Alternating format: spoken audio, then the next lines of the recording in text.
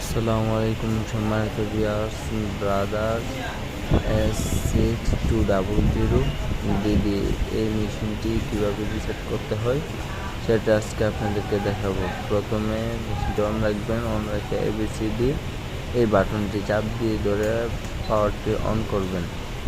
On করার পর এইখানে অর লেখা আসবে, অন, তারপরে এই টিক চাপ দিয়ে ধরে রাখবেন।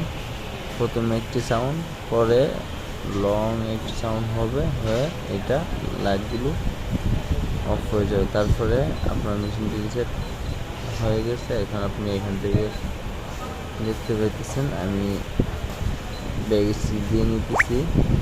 স্পিড এইখানে 4000 ছিল, আপনার 3000 বা 4000 যত খুশি তত রাখতে পারেন।